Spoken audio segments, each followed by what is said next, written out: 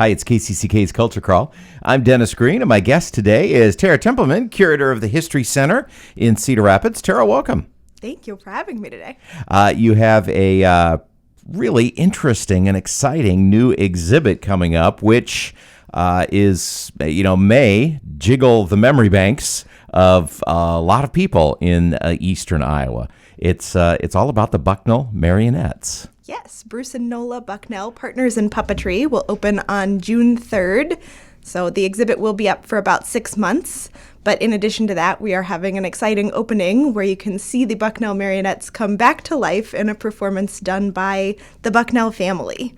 Now, for those who may not be of a certain age or need their memory jogged a little bit, tell me the story of the Bucknells and their puppets. So Bruce Bucknell started making puppets as a youngster. By the time he was in high school, people referred to him as the boy who played with dolls. And after he was in the military and got married, he got his entire family involved in his process of making marionettes and performing with them. So he married Nola, and then she started designing all of the costumes, which made their marionettes a lot more lifelike and intricate. And then their children got involved as well. So all of their kids could and did create performances and also marionettes. They're world famous and well known for how lifelike they are. They were very popular and well known. They did school shows and stuff locally, but they also did they tour the country? Were they nationally renowned? They were. So the Bucknells were with the school assembly service, and so Bruce would travel the United States and into Canada, and then Nola had her own set of puppets where she did a show mostly in the Midwest.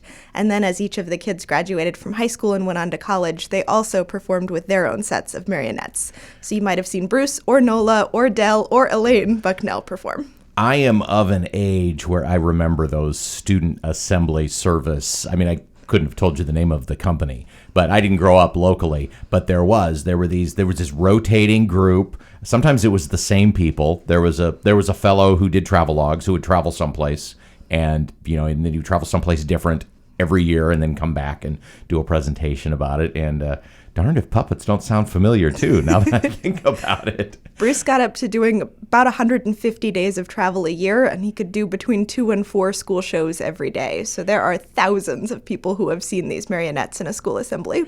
What has happened to them over the years? So they stayed with the family. There are several duplicates because each one had their own set to travel with, and they have preserved the puppets. They've basically been in storage. So when we started collaborating with the Bucknells to bring this exhibit to the History Center, there was some repair work to do to fix some strings and steam wrinkles out of the clothing, but they've all pretty much been together and held within a collection with the family. So all of the information is still right with the marionettes. In the news release that I read, another unique aspect of the puppet show was the puppeteers were actually on stage. They weren't hidden. It wasn't one of those things with the little box where the person, we remember from The Sound of Music. That's probably where most of us remember that there. The performance is in the box and the people are up above and you can't really see them. But they were actually on stage so that the kids could see how the puppets worked. Yes, Bruce thought that was part of what made the Bucknell shows unique, so that you could see how he operated the marionettes, and he had really unique puppets. He had a trapeze artist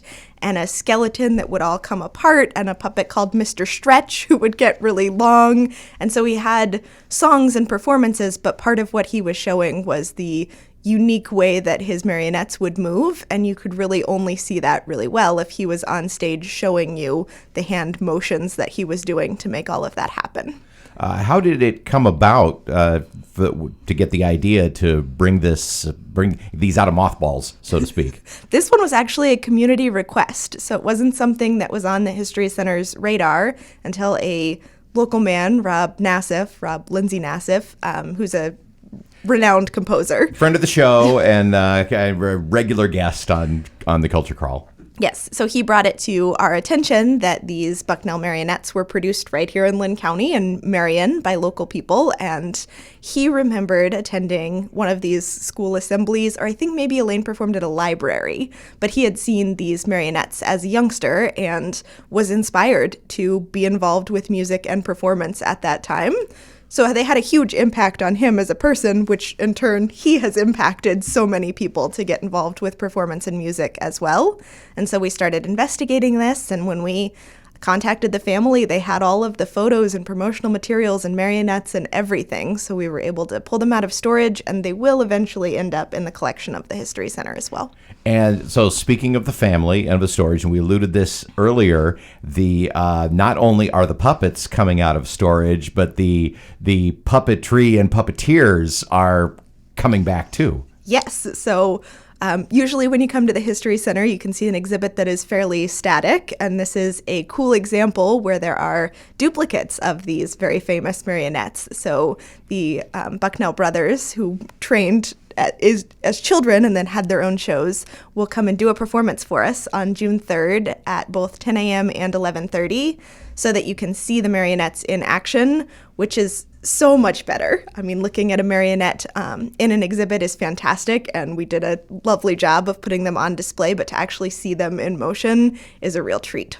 Were the brothers? Have they been talking to you about the process of recalling and remembering not just the mechanics of running the puppets, which I'm sure is ingrained in their muscle memory forever, but the scripts, the routines, the songs? How has it been bringing all that back? It has been a little bit of a process. They had reel-to-reel audio tapes that they would use in all of their performances, so we digitized all of that because we want to make sure that that music is preserved, and also we don't want anything to happen during a performance. That kind of technology is much more likely to go wrong at this point. So in my career, I've never had a piece of tape break in an opportune time. Never.